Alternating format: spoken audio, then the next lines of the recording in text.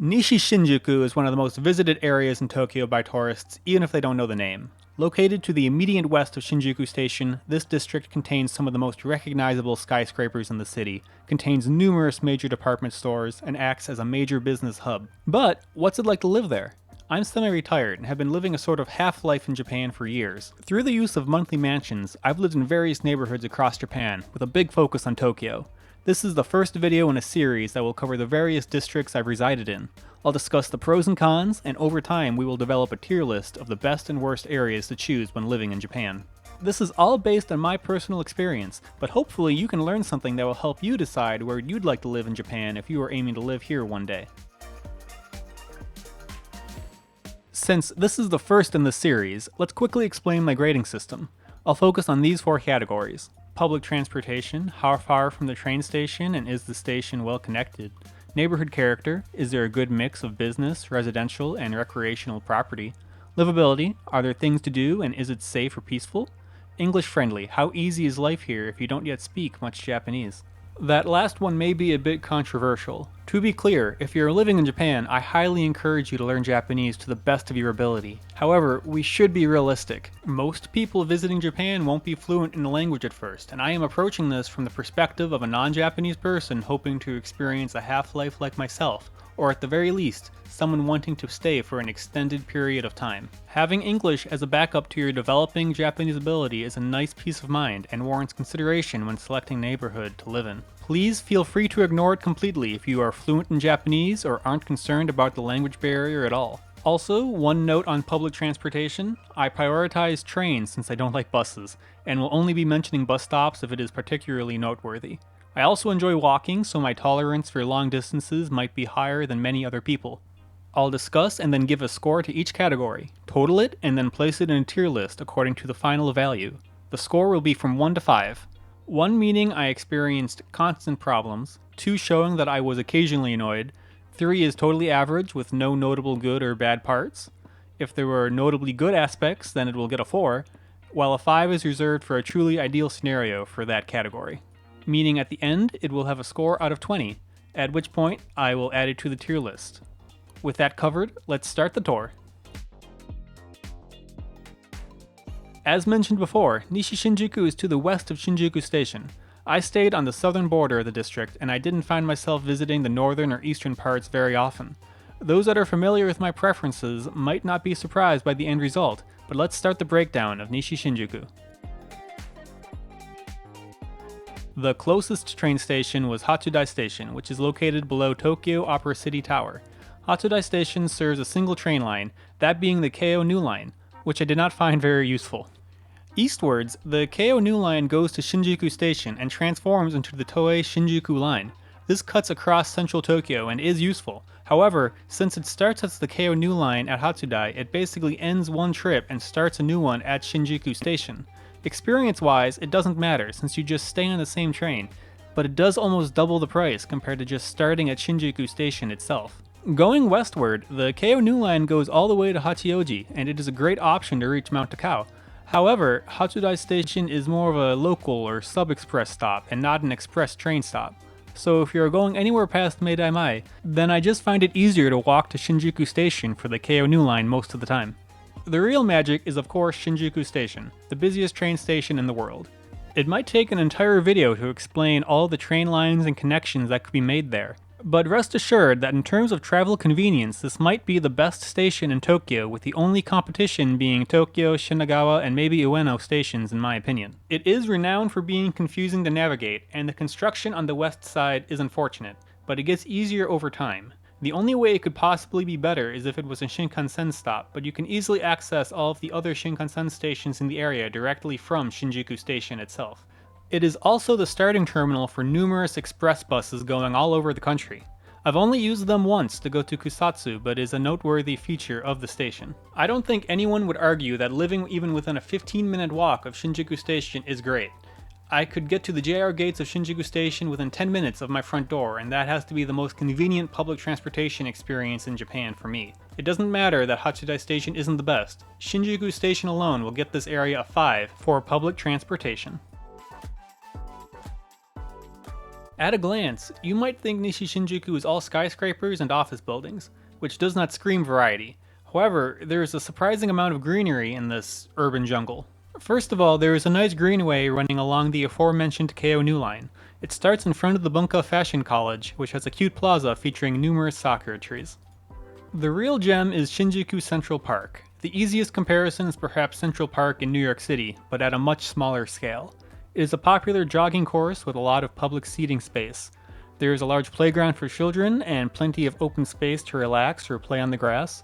There is even a recreation center with a Starbucks and a bouldering gym, and beautiful waterfall installations. I just noticed that the waterfalls are actually named Shinjuku Niagara Falls, and as someone from Western New York, I find that pretty hilarious. If I had to be picky, the only nature-related feature I am missing is a river, pond, or some kind of large water feature beyond the waterfall in the park, but that is a minor criticism. Unlike some other parks in Tokyo, this one is totally free to enter and accessible at all hours. It doesn't have as many flowers or stunning views when compared to somewhere like Ueno Park, but as a recreational park, I think it is the best one in the city.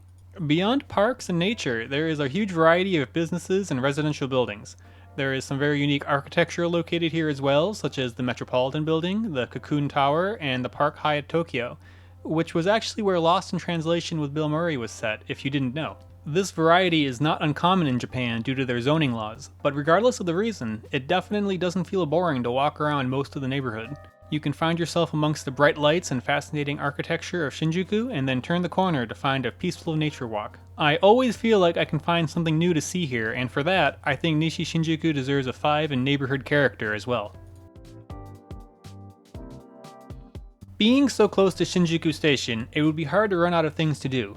If you can think of a common Japanese business, they probably operate a location around the station, and you will find countless one-off restaurants and shops here as well. Many of those fall outside of Nishishinjuku proper, but even if we just focus on the businesses that fall solidly within the borders, there is a gigantic selection. The streets surrounding the Yodobashi Camera department store are especially interesting.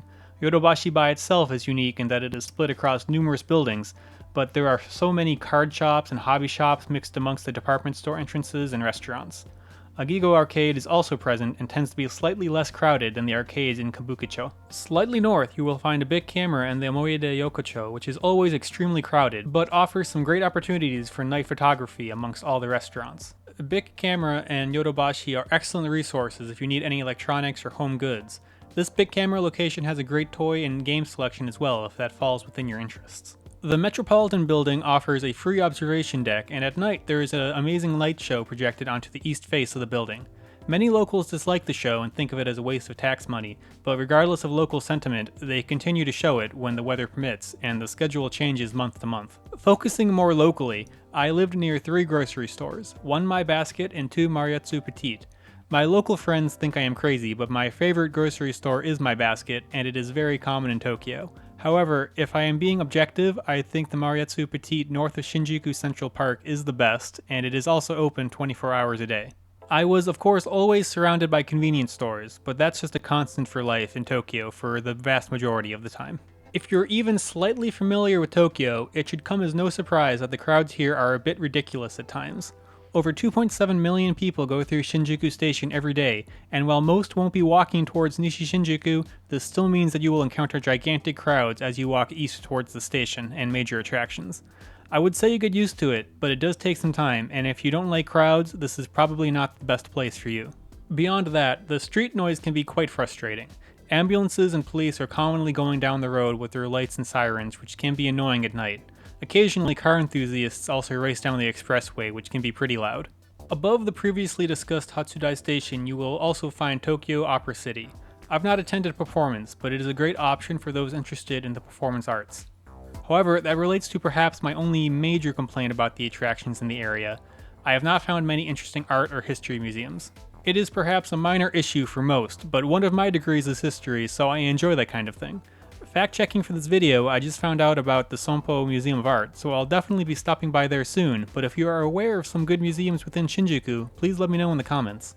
Being on the south side of the district, I lived on the border with Shibuya, which leads me to a very minor feature. One of the 17 unique restrooms from Shibuya's The Tokyo Toilet project was a minute from my apartment. This doesn't impact the score in any way, but I found it interesting and just wanted to point it out. As mentioned in the neighborhood character section, there is a lovely park and a nice greenway to be found to let you escape from the giant buildings and crowds of the city. Price-wise, it is more expensive than many other spots in Tokyo, but it could technically be worse.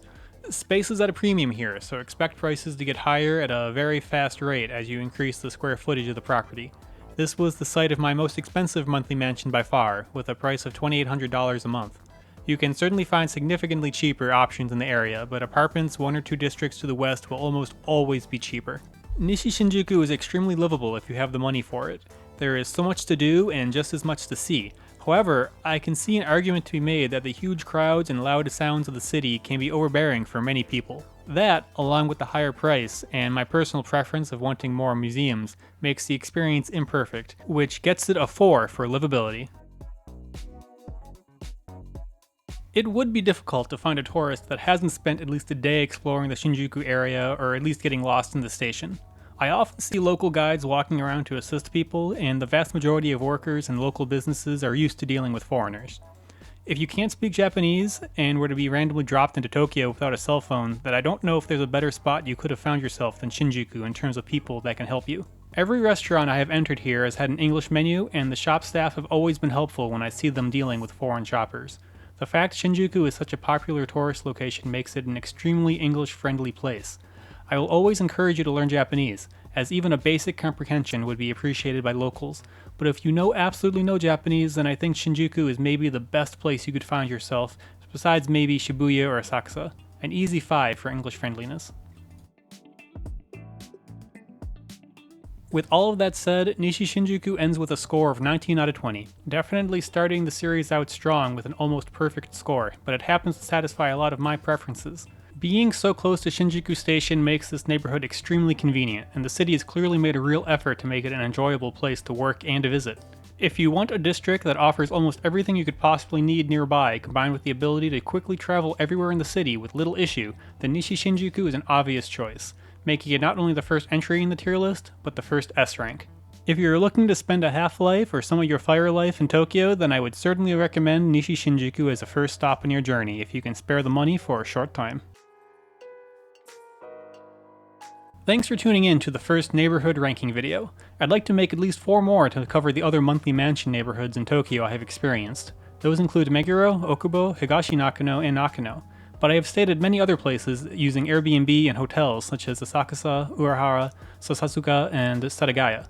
If one of those sound particularly interesting to you, let me know in the comments and I can prioritize it. I'd like to maybe release these on Wednesdays occasionally and release fire, finance, or Japan lifestyle videos on Fridays or Saturdays going forward. For my next main video, I am thinking either a Half-Life video about the digital nomad or long stay visa, or a My Fire Journey to Japan style video about my education, career, lifestyle, and mindset that led me to my current semi-retired lifestyle in Japan. Please let me know if that sounds like something you'd like to see, or if there is something else you'd like to hear about. I also realized that since I bank with Sofi, they offer referral bonuses for opening bank accounts. This channel is marginally finance related, so if you happen to be thinking about switching banks to Sofi anyway and you want an extra $25, I've included my referral links in the description. You get money and I would as well. I hope you enjoyed this video. There is a small chance I hit 2,000 subscribers by the time this video is released. Truly unbelievable progress, and I can't believe so many people liked my videos enough to subscribe. Thank you, and see you next time.